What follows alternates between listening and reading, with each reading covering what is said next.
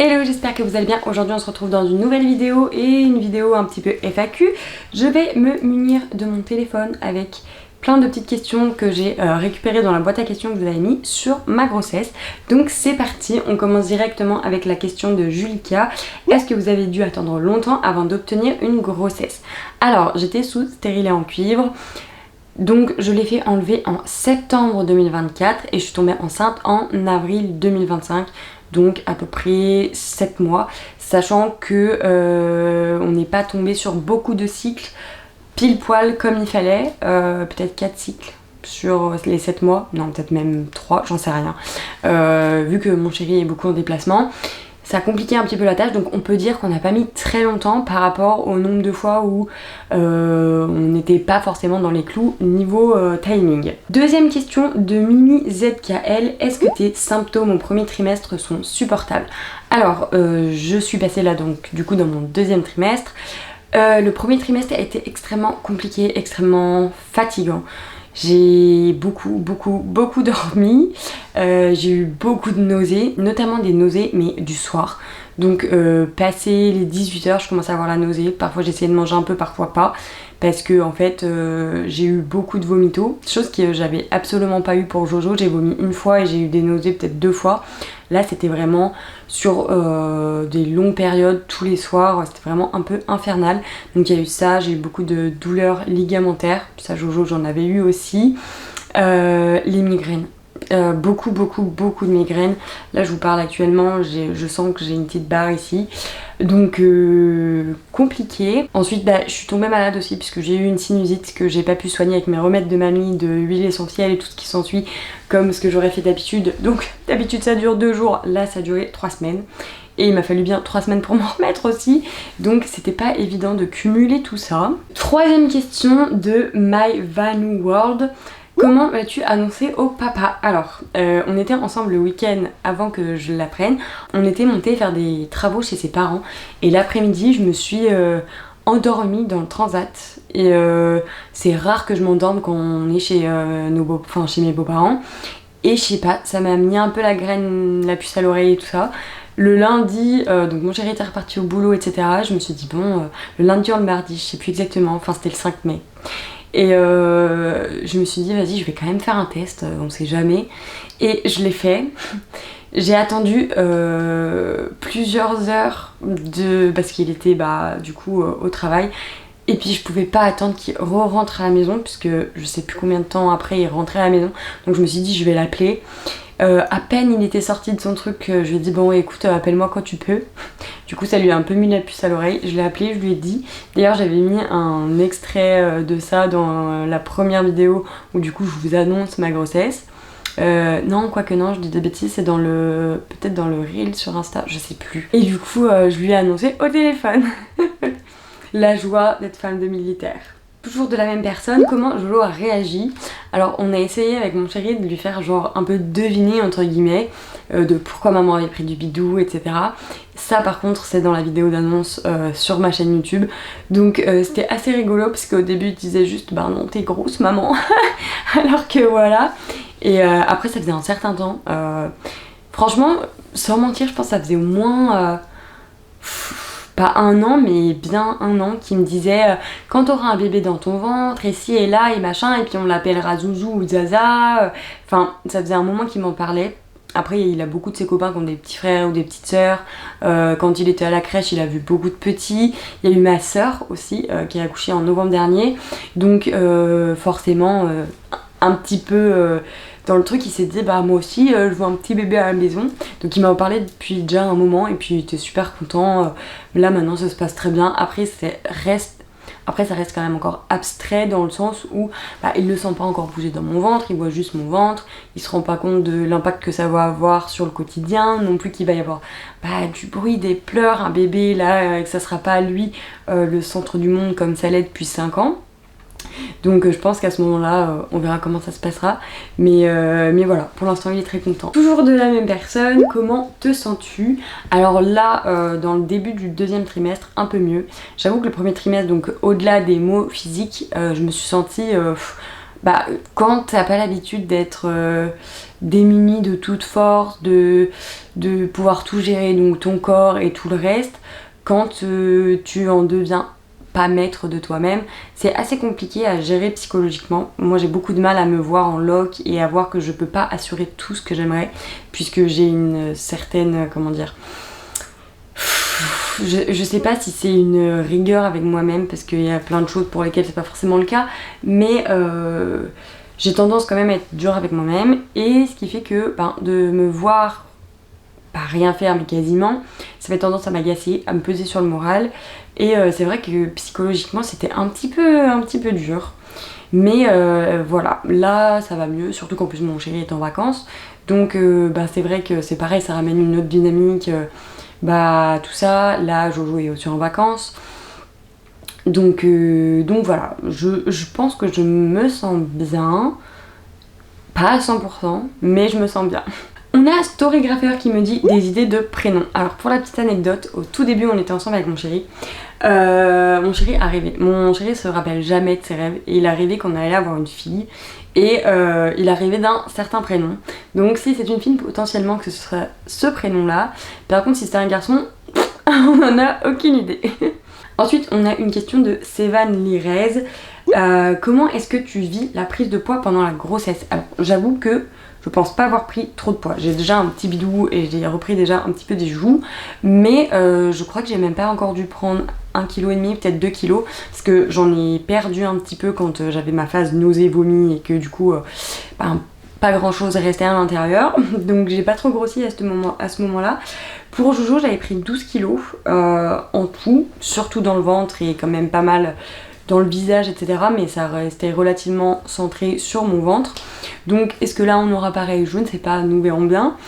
Mais du coup pour l'instant je sens, vis-à-vis ça je me sens normale. Après je me suis jamais mis trop la pression avec le poids, dans le sens où de toute façon notre corps il a besoin de prendre du poids pour faire et fabriquer un enfant tout simplement. Et il y a déjà bien assez de choses à se préoccuper quand on est enceinte, ne serait-ce que déjà savoir ce qu'on peut manger, parce que déjà il y a plein de choses qu'on peut pas manger ou qu'on doit adapter et qui sont déjà franchement une prise de tête. Ça c'est un truc sur lequel j'aime pas du tout et ça me gonfle entre guillemets, parce que il y a des trucs que j'adore manger que je peux pas manger. Et du coup c'est vrai que je n'ai qu'une hâte, c'est d'accoucher pour remanger certaines choses. Du coup je me mets pas la pression là-dessus, et puis je pense que c'est inutile. Je l'ai pas forcément fait pour Jojo, puis de toute manière Jojo je l'ai pas dans un mood pareil. Donc c'est vrai que je mange ce que je veux quand je veux. Si j'ai faim je mange, si des fois c'est de la gourmandise, je mange aussi dans la limite du raisonnable, je mange toujours à côté au moins mes repas équilibrés, avec quand même un certain taux de légumes, etc. J'essaye quand même, en fait mon alimentation ne change pas spécialement d'habitude. Parfois j'ai quand même plus d'envie sucrée que ce serait ou parfois même d'envie salée, mais ouais, je me prends pas la tête. Lâcheur Megan qui me demande enceinte de combien de mois? Et bien du coup je suis dans mon 4e mois.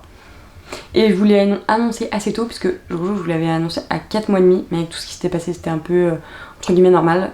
Mais je voulais annoncer assez tôt parce que mine de rien j'en avais marre de pas être moi-même sur les réseaux, de pas pouvoir expliquer mon absence, de pas... Enfin voilà, et puis mon bidou était déjà bien proéminent, donc pour le cacher c'était déjà compliqué, sachant qu'on est en été, que je vais pas mettre des trucs hyper larges, et puis du coup c'est cramé aussi. Donc voilà, et puis j'étais contente aussi de partager cette nouvelle là, et voilà. On a une autre question de Storygrapher. Est-ce que tu te sens jolie étant enceinte? Je dois dire que j'ai un peu de mal à me voir en peinture ces derniers temps. Là actuellement ça va un peu mieux, mais vu l'état dans lequel j'étais à mon premier trimestre, autant vous dire que non, je me sentais absolument horrible, genre un petit phoque quoi, une baleine. On a Mademoiselle90 qui me dit: te sens-tu sereine pour le postpartum du fait de la dépression postpartum que tu avais traversée? J'avoue que ça me stresse. Parce que je sais que ça sera compliqué, parce que même si mon chéri va avoir son congé Pâques, je sais que je vais avoir une bonne partie quand même où je serai toute seule. Je l'ai déjà fait une fois, donc je le referai 2 fois, sachant que la première fois c'était encore pire. Là au moins je suis soutenue psychologiquement, je sais que je suis pas seule, je sais que voilà, même si mon chéri est pas là et qu'il est à distance, je sais très bien que ça change tout déjà par rapport au côté psychologique. Mais il est vrai que j'appréhende quand même un petit peu, parce que Je pense que c'est facile de retomber dedans. Après, chose différente que je ferais, c'est que potentiellement je me ferais suivre. Chose que j'ai pas fait et que j'ai pas pris le temps surtout de faire pendant mon postpartum de Jojo. Parce qu'il y avait trop de choses à gérer, etc. Enfin, j'en ai déjà parlé sur mon ancienne chaîne YouTube. Si jamais vous voulez qu'on revienne sur le sujet, n'hésitez pas à me le dire en commentaire. Mais du coup, j'en ai déjà parlé à la sage-femme, puisque d'ailleurs j'ai rendez-vous avec elle en début août. Parce que au vu de tous mes antécédents, que ce soit mes antécédents de fausse couche, mon antécédent avec la grossesse de Jojo qui était extrêmement compliqué, entre guillemets, on va commencer déjà un petit peu à en parler pendant ma grossesse pour appréhender au maximum le postpartum une fois qu'il sera là. On a une question de Marceau Vecchi. Est-ce que cette fois tu vas tenter l'allaitement? Eh bien, je pense que toujours pas. Parce que l'allaitement prend beaucoup de temps, prend beaucoup d'énergie et que je ne me sens pas capable de faire ça. Dans le sens où, comme je vous l'ai dit, mon chéri va être beaucoup en déplacement et je vais devoir beaucoup compter sur, entre guillemets, moi toute seule dans le quotidien. Sachant qu'il y aura donc toujours Jojo à gérer avec le rythme de l'école, etc. Ce qui fait que ça implique aussi des... c'est compliqué aussi. Donc il y a la maison, il y aura le boulot, il y a plein de choses qui font que j'appréhende énormément et que je sais que l'allaitement est épuisant. Et puis un enfant au sein, c'est pas la même complexité qu'un enfant au biberon. Et voilà, après c'est le choix de chacun. Je regrette pas de pas avoir allaité Jojo, donc je pense pas que je regretterais non plus de pas allaiter le deuxième. Voilà, maintenant c'est pas une question qui est figée ou une réflexion qui c'est pas un non catégorique, mais en tout cas je pense pas que ce soit quelque chose que je ferais. Quelle poussette as-tu choisi? Eh bien j'ai toujours la poussette de Jojo, donc si c'est toujours bon niveau état, etc., parce que du coup elle est stockée chez ma mamie, on gardera cette poussette là qui était très bien. Et j'ai un trou de mémoire sur la marque, mais dans tous les cas je vous en reparlerai si jamais. Et toujours d'ailleurs de Vicky, tes sensations sont-elles différentes de ta précédente grossesse? Alors je sais pas si c'est sensations genre physique ou sensations ce que tu as l'impression de sentir à l'intérieur de toi, mais j'en sais rien. En vrai, bon, j'ai beaucoup plus de mots pour Jojo, donc ça a été plus compliqué. Puis quand t'as déjà un premier enfant, c'est dur de gérer tout ça en ayant plus de mots que pour ta première grossesse, parce que du coup tu peux pas te reposer comme tu veux. Et c'est compliqué, même si j'arrive quand même à me reposer et que Jojo, même si parfois il est dur, dans 80% du cas il est génial, donc c'est vrai que j'arrive quand même à me reposer même quand je suis avec lui. Et après, les sensations dans mon corps, peut-être que je me déteste moins que je ne me détestais pour la grossesse de Jojo. Ensuite de Jérémy Collet 1, on a ça te fait quoi d'être de retour enceinte comme effet? Alors ça rejoint un petit peu la question de Vicky. Ça me réconcilie quand même avec le côté de la grossesse, puisque pour moi, même si le résultat de la grossesse est positif puisqu'elle m'a donné mon fils, pour moi tout le processus d'une grossesse rimait avec du négatif, que ce soit de l'abandon, que ce soit de la tristesse, de la dépression, de l'anxiété. Donc c'est vrai que ça me donne quand même l'opportunité de connaître ce que c'est qu'une grossesse où t'es aimé, entouré, où la grossesse a été attendue, où tout se passe comme on pense et comment ça devrait se passer, en étant soutenu, etc. Et du coup je suis contente de pouvoir vivre cette expérience là, parce que vraiment c'était un peu un petit regret, une petite tristesse que j'avais par rapport à Jojo, de pas avoir profité comme il faut et comme j'aurais dû de la grossesse. Après le contexte a fait que, sachant qu'en plus à l'époque on était en pleine crise sanitaire, donc ça n'aidait pas. Ensuite on a une question de Carla RND. Tu t'entraînes autant qu'à ta première grossesse? Donc pour ma première grossesse je me suis pas entraînée le premier trimestre parce que pareil, trop fatiguée, etc. Donc là ça a été un peu la même chose. Ensuite je suis retournée quand même à la salle 2 fois depuis que je suis enceinte. Et puis il y a eu les vacances scolaires, donc c'est un petit peu compliqué parce que avec Jojo j'ai pas forcément de système de garde. Là vu que mon chéri est en vacances, peut-être que j'arriverai à me trouver des petits créneaux pour aller à la salle, un petit entraînement à la maison, mais c'est vrai que j'essaye de de garder un maximum d'énergie. Il y a quand même beaucoup de choses à gérer. Du coup, pour l'instant, niveau training, on n'est pas ouf. Après, bon, je suis pas là encore à la moitié de ma grossesse. Et puis, je me mettrai pas non plus la pression sur les entraînements et tout. Je fais au mieux que je peux et c'est tout ce qui compte. Et donc, on a fini sur cette note-ci, cette petite FAQ grossesse. Si jamais vous avez d'autres questions, n'hésitez pas à me les mettre en commentaire.